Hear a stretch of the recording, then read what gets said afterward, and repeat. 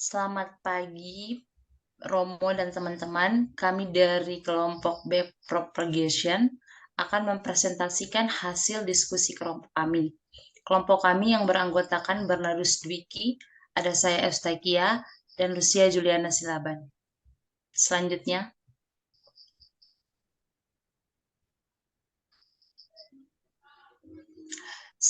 ada overview. Pada penelitian ini, dataset yang digunakan sebagai bahan uji model klasifikasi dibangun dengan menggunakan metode backpropagation. Dataset di atas digunakan untuk mengklasifikasi pendapatan seseorang apakah lebih dari 50K per tahun atau tidak menggunakan metode backpropagation. Langkah pertama melibatkan pemahaman dan persiapan data dengan menangani nilai yang hilang dan mengubah variabel kategorikal menjadi nominal menggunakan encoding. Selanjutnya ada rumusan masalah. Rumusan masalah pada penelitian ini, bagaimana cara mengklasifikasi pendapatan individu, apakah lebih dari 50K per tahun atau tidak, berdasarkan atribut demografis dan pekerjaan menggunakan metode backpropagation.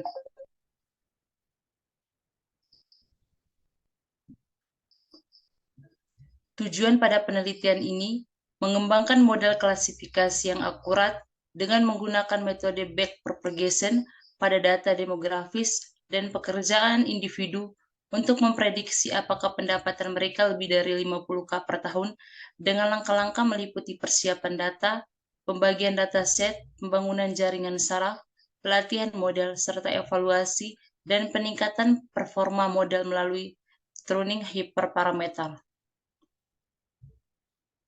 Manfaat dari penelitian ini sendiri, yang pertama, untuk menghasilkan model prediktif yang akurat dalam menentukan pendapatan seorang berdasarkan berbagai atribut demografis dan pekerjaan.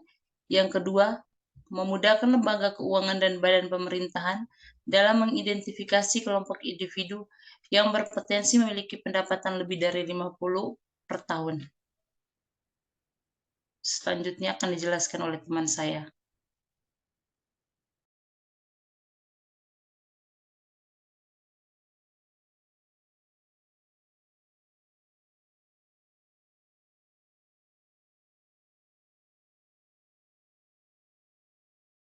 Selanjutnya ada metodologi.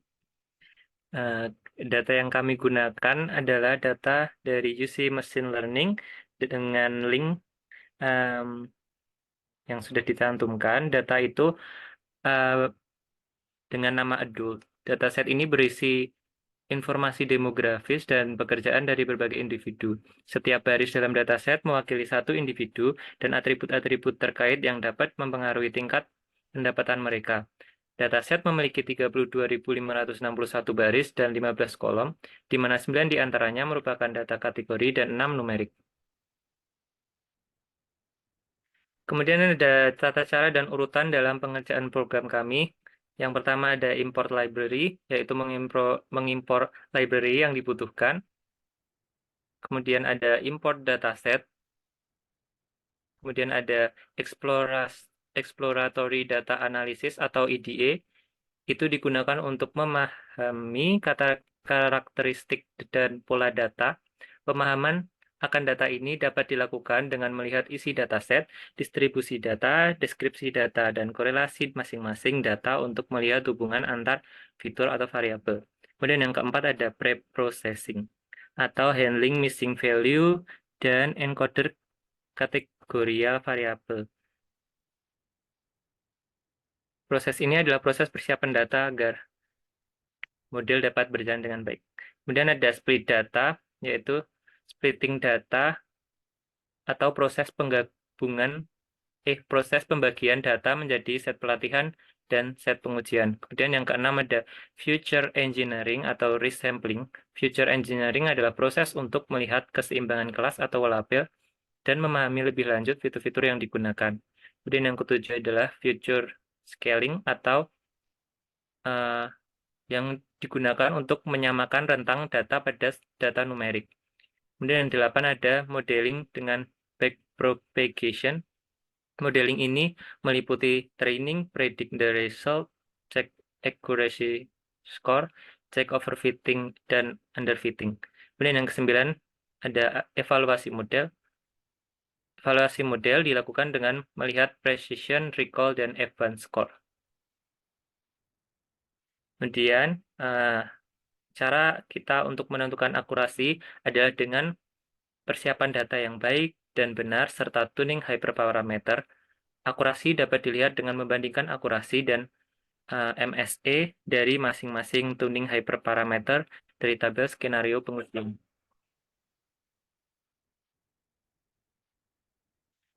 Kemudian ada tabel skenario pengujian kami di sini.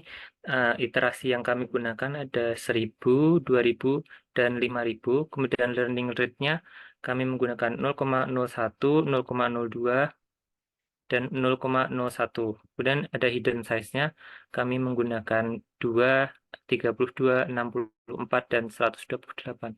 Kemudian skill-nya 0,5, dan untuk random seed-nya ada 42, 10, 20, 4, dan 40.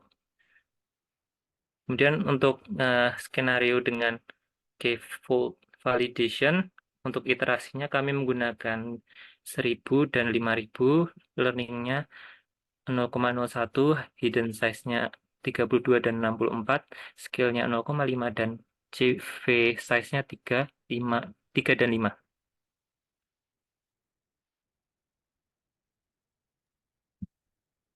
Yang selanjutnya adalah bagian hasil dan analisis, di mana implementasi model kami lakukan menggunakan Python dalam Colab.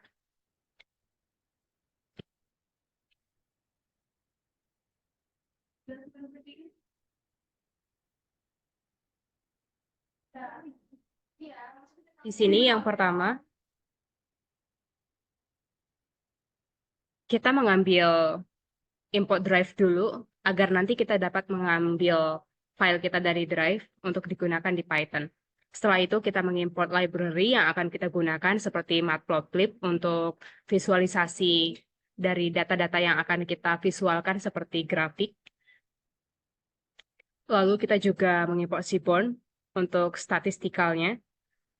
Lalu setelah itu kita mengimport datasetnya, dibaca pada data frame kita beri nama variabel df. Setelah itu kita melakukan exploratory data analysis atau EDA. Pertama kita melihat shape-nya. Kita melihat bahwa shape-nya adalah 32.561,15. Artinya ada 32.561 baris dan ada 15 kolom. Lalu kita coba melihat 5 data teratas. Kita bisa melihat bahwa kolom itu masih dilabelin dengan angka 1, 2, 3, 4 sampai seterusnya. Lalu di dalam dataset kita terdapat kategorikal atau objek dan terdapat numerik. Langkah pertama, mari kita coba untuk merename nama-nama kolom agar kita dapat melakukan proses modeling nanti dengan lebih baik. Setelah kita rename, nanti nama kolom akan berubah sesuai dengan yang kita tentukan dengan call names. Setelah itu kita melihat info dari keseluruhan dataset. Kita bisa melihat bahwa beberapa kolom itu ada yang integer, ada yang objek. Lalu kita mencoba untuk melihat deskripsi statistik dari data numerikal dan juga kategorikalnya. Kita bisa melihat H itu ada nilai none, lalu work class itu ada berapa kata uniknya, ada 9, lalu yang lain-lain juga seperti itu. Lalu kita mencoba melihat dengan memisahkan categorical variables-nya apa saja. Lalu kita bisa melihat categorical variables-nya, itu ada work class, education, marital status, occupation, relationship, race, sex, native country, dan income. Lalu kita mencoba melihat di sini data teratas dari numerik dari kategorikal, lalu kita ngecek missing value-nya. Dan ternyata tidak ada missing value dari sini, Tapi bukan berarti sungguh tidak ada missing value. Maka kita mencoba untuk mengorek tentang dataset kita lebih dalam lagi dengan melihat nilai unik atau nilai-nilai apa saja yang ada di dalam masing-masing variabel kategori tadi. Kita bisa melihat dari outputnya, ini untuk variabel work class, ada 9 kata unik di dalam, yaitu ada private, self-employed, not income, lalu ada local government, lalu ada tanda tanya di sini, lalu ada state government, self-employed income, federal government, without pay, and never work. Dan masing-masing di sini kita bisa melihat seberapa banyak sih kuantitas mereka di dalam label ini. Lalu kalau kita perhatikan, tanda tanya itu tidak hanya ada di work class, tetapi ada juga di occupation misalnya. Di sini ada tanda tanya. Lalu kalau kita lihat juga di sini ada tanda tanya, itu adalah miliknya native country. Lalu kita lihat lagi, ternyata hanya ada 3. Lalu mari kita coba mereplace tanda tanya ini dengan nilai none. Kita baca dataset, lalu kita melihat nilai seluruh yang ada nilai tanda tanyanya, mark question ini, akan kita replace dengan none atau null. Lalu setelah kita replace, kita melihat lagi di dalam sini, dari work class contohnya sudah tidak ada tanda tanya lagi. Artinya data dalam kategori CAL tergolong sudah bersih dari tanda tanya tersebut tadi. Lalu kita mencoba melihat masing-masing jumlah label di dalam kategori. Work class itu memiliki 9 label, education memiliki 16, dan seterusnya. Lalu kita mencoba melihat distribusi dari masing-masing kategori. Kita bisa melihat contohnya di sini ada work class yang sangat tinggi distribusinya, yaitu adalah pekerjaan private. Lalu diikuti dengan local government, diikuti dengan self-employed not income, lalu local government, dan seterusnya. Begitu juga dengan variabel kategori yang lain. Selanjutnya kita melihat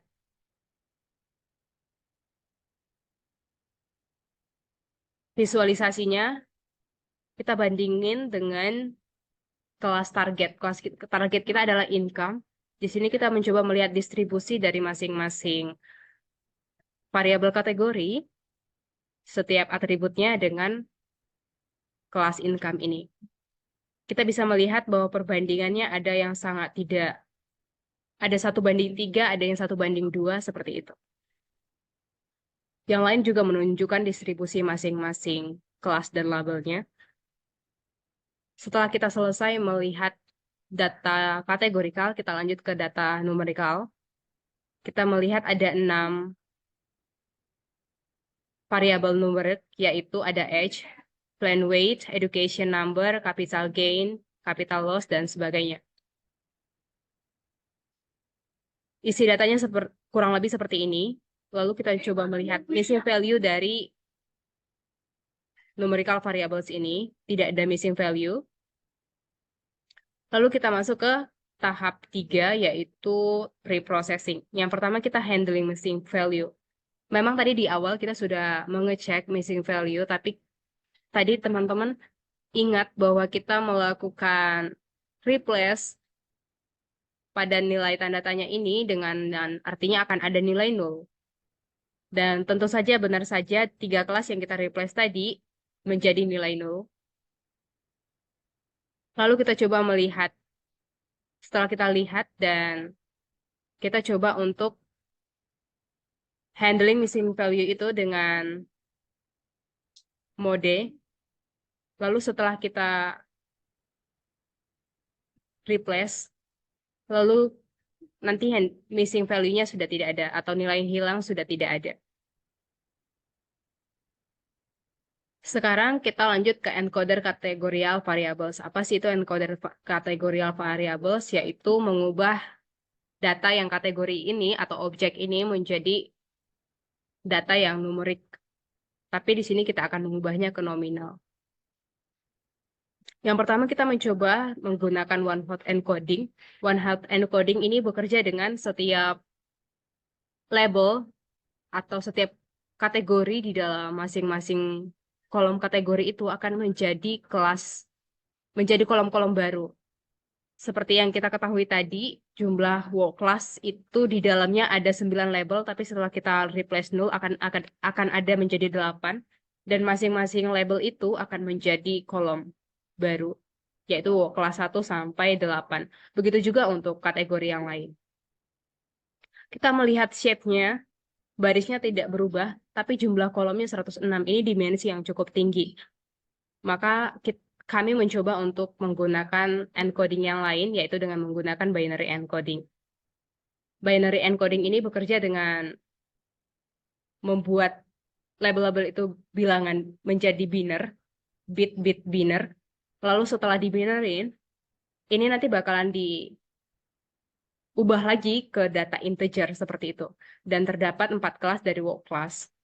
Kita lihat shape-nya. Shape-nya sekarang barisnya tetap, namun kolomnya 37. Kami berpikir masih cukup tinggi. Lalu kami coba untuk label encoder. Label encoder adalah bekerja dengan memberi seluruh label-label yang ada di dalam variabel kategori dengan urutan 1, 2, 3, 4, 5, 6. Tapi di sini kita akan tetap menganggapnya sebagai nominal, bukan numerik. Setelah encoder, kita bisa melihat bahwa datanya sudah berubah. Dan shape-nya tetap 15, seperti shape kita di awal tadi ketika kita masih EDA. Lalu kita bisa melihat keseluruhan data bahwa datanya integer, dan artinya data sudah siap untuk digunakan untuk modeling seperti itu. Lalu di sini kita mencoba melihat korelasi dari keseluruhan menggunakan data angka seperti ini. Tapi untuk lebih memudahkan melihat korelasi keseluruhan, kita bisa melihatnya dengan peta panas atau heat map. Kita bisa melihat bahwa masing-masing variabel itu tergolong independen, dan variabel independen sangat cocok untuk digunakan dalam proses klasifikasi.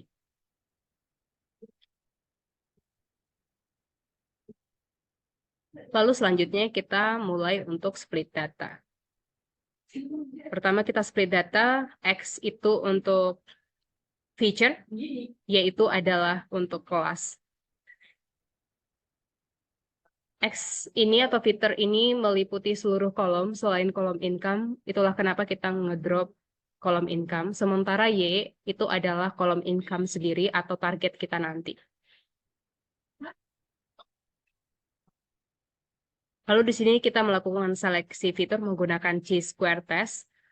Setelah itu kita split data X dan Y menjadi set pelatihan dan set pengujian.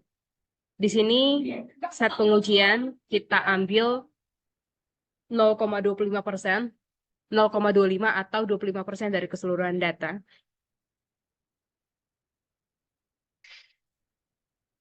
Setelah kita splitting data, kita lanjut ke feature engineering. Tujuannya adalah untuk melihat dimensi dari masing-masing set pelatihan. Setelah itu kita lanjut ke reduksi dimensi. Yang pertama kita menggunakan LDI untuk mereduksi dimensinya. Setelah itu kita melihat kelas kategorinya, apakah balance atau tidak. Artinya apakah tadi kita memiliki 2 kelas di income, apakah masing-masing label ini atau kelas ini itu seimbang. Kita bisa melihat bahwa lebih kecil sama dengan 50K itu 24.720, sedangkan lebih besar dari 50K itu hanya 7.841. Kalau kita sederhanakan sekitar 3:1. Untuk proses klasifikasi ini tergolong sangat tidak seimbang, maka kita melakukan resampling dengan oversampling untuk menaikkan nilai yang minoritas, undersampling untuk menurunkan nilai yang mayoritas seperti itu. Lalu di sini kita menyatukan keduanya. Setelah Resampling kita bisa melihat data kita sekarang sekitar 1:1,4.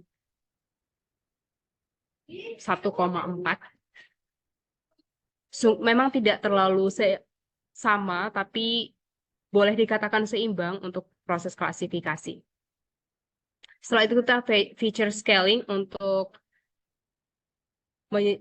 menyeimbangkan jarak masing-masing rentang nilai dari masing-masing fitur yang numerik.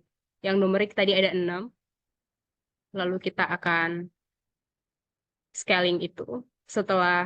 Sebelum scaling tadi rentangnya masih seperti ini, seperti edge.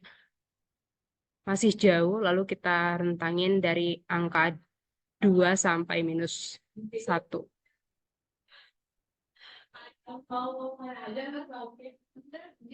Setelah itu kita bakalan masuk ke modeling menggunakan backpropagation. Yang pertama kita menggunakan yang splitting data, seperti yang di atas tadi, di mana data pengujian itu 25%. Di sini pertama kita membuat sigmoid function-nya, lalu ini untuk MSE-nya, lalu yang ini adalah fungsi untuk menghitung akurasinya.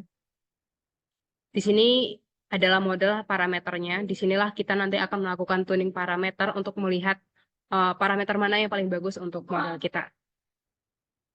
Dari keseluruhan hasil yang sudah kami lakukan, yang terbaik adalah output size-nya itu selalu sama 2 karena kelasnya ada 2. Lalu input size-nya itu shape 1 artinya jumlah kolom, sorry. Lalu hidden size-nya itu 64, artinya di sini kita menggunakan satu layer backpropagation. Jumlah neuronnya ada 64. Tadi feature kita atau input size kita itu ada 14. Jadi ini sekitar 1:5. Lalu learning rate-nya yang terbaik yang kami temukan adalah 0,1. Iterasinya kami beri 5.000. Sementara untuk N ini adalah nomor untuk sampelnya. Lalu di sini kita inisialisasi bobotnya dengan random seed 10. Lalu itu dia mulai menghitung one hot encode-nya supaya ini menjadi binner. Setelah itu ini adalah training untuk loop-nya, di mana nanti langkah pertamanya adalah feed forward propagation, lalu menghitung error. Setelah itu ketika errornya tinggi setiap iterasi, backpropagation akan mengupdate bobot ini untuk menaikkan akurasi dan menurunkan nilai error seperti itu. Lalu setelah kita selesai iterasi sebanyak 5.000 tadi, kita akan melihat hasil training itu. Kita bisa melihat bahwa pertama nilai errornya masih 0,5, akurasinya 0,2. Lalu ketika iterasi yang terakhir, sungguh MSE-nya sangat jauh, turun ke bawah 0,41, sementara akurasinya semakin tinggi 0,78. Kita visualisasikan gimana step by step setiap iterasi itu dia berubah nilai MSE-nya dan akurasinya. Kita bisa melihat bahwa nilai MSE-nya turun dan nilai akurasinya naik seperti itu. Lalu kita mencoba memasukkannya memasukkan modal dengan data pengujian. Kita dapat akurasi 0,7841. Lalu kita mengevaluasi model, kita bisa melihat bahwa precision recall F1 score-nya itu memang tidak terlalu tinggi.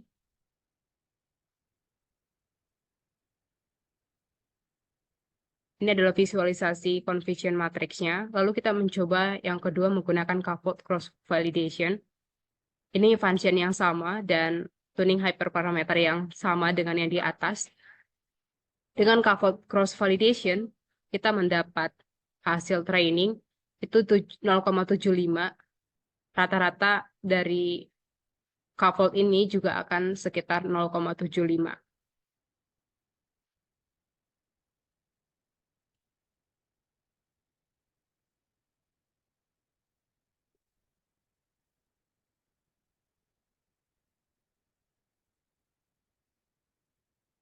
Maka dari itu, hasil dan analisis kami adalah learning model backpropagation, hasil akurasi dengan splitting data tadi, kita mendapat di set pelatihan sebesar 0,78, 3989, dan untuk set pengujian hasil akurasinya sebesar 0,7841. Sementara hasil akurasi menggunakan cross validation pada data pelatihan mendapat akurasi rata-rata sebesar 0,7591. Hasil pengujian dengan tuning hyperparameter yang paling tinggi adalah dengan iterasi 5000, learning rate 0,1, hidden size-nya 64, scale-nya 0,5, random seed-nya 10, akurasinya 0,7841. Sementara pengujian menggunakan coupled cross validation itu hasil akurasinya 0,7591 di mana CP-nya sebanyak 3.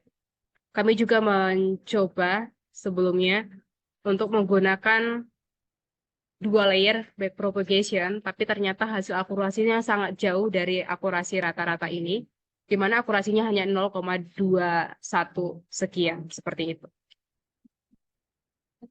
Maka kami menyimpulkan secara keseluruhan dengan hasil akurasi pada model dan hasil evaluasi yang tergolong bagus dengan akurasi model 0,7591, model backpropagation menunjukkan kinerja yang baik dalam memprediksi pendapatan berdasarkan data demografis dan pekerjaan seseorang. Evaluasi menggunakan akurasi menunjukkan bahwa model juga dapat membuat prediksi yang andal. Namun kami juga masih menyarankan tuning hyperparameter yang lain atau cara pengoptimalan pada model backpropagation yang seperti itu. Selanjutnya saya kembalikan kepada moderator.